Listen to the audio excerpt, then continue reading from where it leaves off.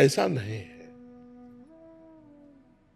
ऐसा नहीं है, कोई ऐसे भ्रम में न रहो। हाँ, कुछ समय तक ऐसा लग सकता है आपको, क्योंकि पाए जान जगत में सब जन कपटी कुटिल कलयुगी टंच।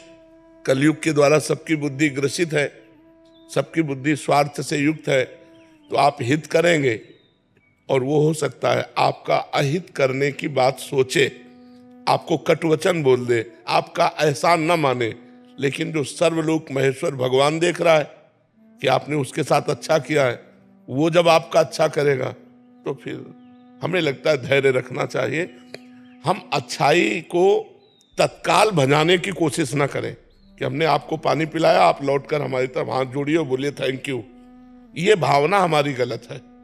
ये भावना अगर हम छोड़ दें तो अच्छाई करने पर अच्छा ही होगा, परम अच्छा होगा, परम मंगल होगा। नेकी कर दरिया में डाल, ये बात क्यों नहीं लाते हम लोग? हम लोग ऐसा क्यों चाहते हैं कि हम इसका हित किया तो ये हमारे आगे झुके, ये हमारी बात माने? क्यों हम चाहते हैं? ये हमारी कमी है, इसीलिए दुख होता है। इसीलिए दुख होता है।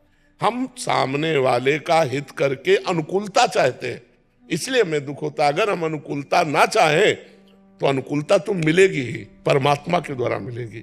ये लोग थोड़ी अनुकूलता देंगे, ये तो सब अपनी अपनी वासनाओं की पूर्ति के लिए है। वासनाओं की पूर्ति हुई तो कोई पहचानता भी नहीं है। और हम चाहते कि हमने ऐसी परिस्थिति में इसका सहयोग किया या और भी बहुत तरह से हित होता है, लेकिन सामने से हमें रिस्पॉन्स नहीं मिली तो हमको परेशानी महसूस होती। तो सबसे समस्या हमारी ये है रिस्पॉन्स, इसको हटाओ।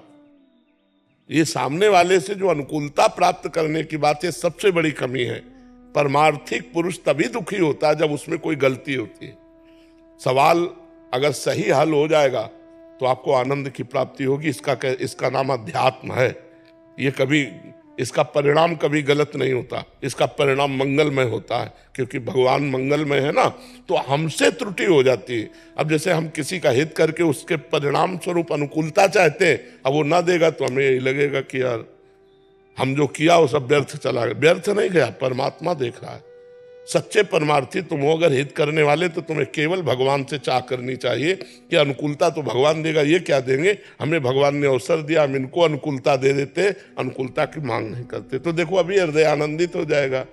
और ऐसे तो स्वार्थी संसार है ही, जब तक स्वार्थ बनेगा तब तक वो ऐसे रहेगा। जिस दिन पता चला कि स्वार्थ पूरा हुआ तो तुम्हें कुछ नहीं समझेगा। तुम देखोगे ये वही है जिसके साथ मैंने इतना हित किया, फिर जलोगी। तो ये जलना आपकी कमी है, आपकी गलती। अगर आप अध्यात्म में सुधार कर लें तो आनंदित हो जाएंगे। रहीमदास जी ऐसे बांट रहे थे, लोगों ने कहा नेत्र नीचे क्यों किए हो, तो उन्होंने इसी बात से कहा कि लोग समझ रहे रहीम दे रहा है, लेकिन रहीम नहीं, देनहार कोई और है, देत रहत दिन रैन, लोग भरम मोह पे करे तासो नीचे न। अगर हम इस भाव से परहित करें तो हमको कभी दुख ही नहीं होगा, कभी दुख नहीं हो सकता, क्योंकि हम आपसे चाहते ही नहीं है। हम तो केवल हित कर रहे हैं। परमात्मा ने प्रेरित किया तो नेकी कर दरिया में डाल।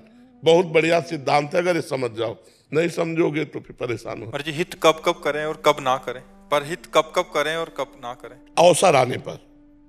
परहित के लिए झोला टांग के थोड़ी घुमा जाता है, परहित के लिए झोला टांग के थोड़ी घुमा जाता है। हम परहित करें। अब जैसे हमारे दरवाजे में कोई आ गया, समस्या में फंसा हुआ है, और हम उसकी समस्या का निदान कर सकते तो हमें कर देना चाहिए। लेकिन इस लोभ से नहीं कि किसी दिन हमारी दंडवत करेगा कि भैया आपने बचा लिया, ऐसा नहीं। उसको परहित करे क्योंकि वो हमारे पास आया है, और इसके बाद वो हमको प्रणाम करे, हम उसको देखें ही नहीं, बहुत बढ़िया आनंद आ जाएगा। लेकिन हम ऐसा नहीं कर पाते हैं। परहित के लिए अवसर होता है। कोई भूखा है भोजन दे दो, बीमार है औषधि दे दो, समस्या में है आप उसका समाधान कर सकते हैं, कर दीजिए। और उसके बदले में आपको प्रणाम करे, धन्यवाद दे, ऐसी भावना रखना, ये थोड़ा ठीक। ये मेरे काम आएगा इसलिए मैं यही बात तो परेशानी की है, यही बात परेशानी की है। हाँ, यही ज्यादा हो गया कि ये मेरे काम आएगा इसलिए मैं इसका काम कर देता हूँ, नहीं कर रहा हूँ तो कल ये मेरे काम नहीं। इस काम से मेरे भगवान प्रसन्न होंगे और भगवान मेरा मंगल करेंगे, ये भावना जोड़ो। परहित भगवान के लिए करो। इंसान का परहित का भाव करके उससे बदले में लेना चाहोगे, घाटे में हो जाओगे, वो नहीं कर पाएगा। हम सब में भगवान को देख के, हाँ, तो दियम वस्तु गोविंदम तुभ्यमेव समर्पयेत्, तो बढ़िया बात बन जाए।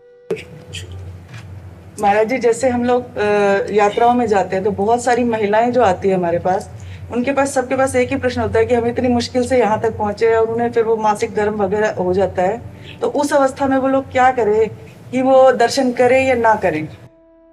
दर्शन करने का सौभाग्य तो नहीं छोड़ना चाहिए, क्योंकि मासिक धर्म एक शरीर की प्रक्रिया है जो प्रत्येक माताओं बहनों के शरीर में स्वाभाविक आती है, महीने में एक बार आती है। अब वो अचानक ऐसी स्थिति आ गई है और बार बार आना जाना हो नहीं सकता, तो हमें लगता है कि स्नान करके और भगवत प्रसादी चंदन जल आदि छिड़क करके भगवत दर्शन कर लेना चाहिए दूर से। ना कोई सेवा सामग्री देनी चाहिए और ना वहाँ स्पर्श करना चाहिए, दूर से दर्शन तो कर ही लेना चाहिए, पता नहीं जिंदगी में दोबारा आना हो कि ना आना हो। और ये मासिक धर्म कोई ऐसा नहीं कि बहुत निंदनीय बात हो, बहुत वंदनीय बात है। माताओं ने देवराज इंद्र की ब्रह्म हत्या को अपने ऊपर लिया है, ये अपराधी नहीं है कि मासिक धर्म निंदनीय, ऐसे ऐसे नहीं है। इसका रहस्य समझिए, जो माताओं में मासिक धर्म होता है, देवराज इंद्र त्रिभुवन पति है और उनके द्वारा ब्रह्म हत्या बनी वृत्तासुर के मारने की, तो उस ब्रह्म हत्या को ब्रह्म ऋषियों ने विभाजित किया।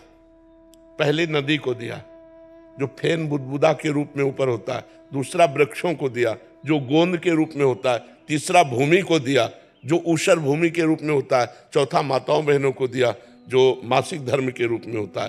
तो ये इनकी वंदना है कि इन्होंने त्रिभुवन पति ब्रह्म ऋषियों की हत्या को इन्होंने अपने ऊपर लिया है, इन्होंने थोड़ा अपराध किया है। अब उससे लाभ से वंचित कर दिया जाए इनको, तो ऐसा नहीं, ऐसा नहीं। वो स्नान आदि करके पवित्र होकर यदि दर्शन कर ले तो सौभाग्य, क्योंकि बार बार तो जाना नहीं है। बहुत मुश्किल हाँ नहीं, हम इस बात में स्वीकृति कि आप कुछ भेंट नहीं दे सकते, आप कुछ छू नहीं सकते, लेकिन दूर से दर्शन करके अपना जीवन सौभाग्य तो संभाल सकते हैं। क्योंकि इतनी मेहनत करके किसी भी धाम में सबके पास इतनी अर्थ बाहुल्यता नहीं होती। कोई कोई अर्थ की बहुत समस्या से जूझ करके जाता है, कोई शरीर की समस्या से जूझ के, कोई इतने कामों में फंसा हुआ है कि अब वो इस बात से केवल वंचित कर दिया जाए कि हाँ, तो इसलिए हमें लगता है कि उनको ये सौभाग्य मिलना चाहिए। बस इस संसार की भूल भुलैया में भूल न जाए, बस इतनी बड़ी बात है। हर समय स्वरूप चिंतन, साक्षी भाव से हर क्रिया, हर चेष्टा, आना जाना, खाना पीना, सब दृष्टा भाव, साक्षी भाव, इसी में बना रहे। कभी कर्ता और भोक्ता न बनने पावे। अगर कर्ता और भोक्ता बन रहा है तो उसे तुरंत काटे, विज्ञान के द्वारा, ज्ञान के द्वारा, अनुभव के द्वारा काटे उसको। अगर स्वरूपानुसंधान प्रतिपल नहीं होता रहेगा तो माया भुलावे में डाल देती है और देहाभिमान पुष्ट होता रहता है। देह भाव पुष्ट होना ही हमारे लिए मृत्यु है और देह भाव रहित होना ही मोक्ष है। हर समय अपने दृष्टा भाव में रहिए और जो मंत्र है उसको श्वास प्रश्वास चलाते रहिए। यही साधना है। जो हर इच्छा से प्रारब्धानुसार मिल जाए उससे शरीर पोषण करे, स्वरूप की तरफ दृष्टि रखे और श्वास प्रश्वास प्रणव या जो गुरुदेव ने दिया हो उसका जप करता रहे। इसी बस वर्तमान में जीवन मुक्त है, भविष्य में नहीं, वर्तमान में जीवन मुक्त है।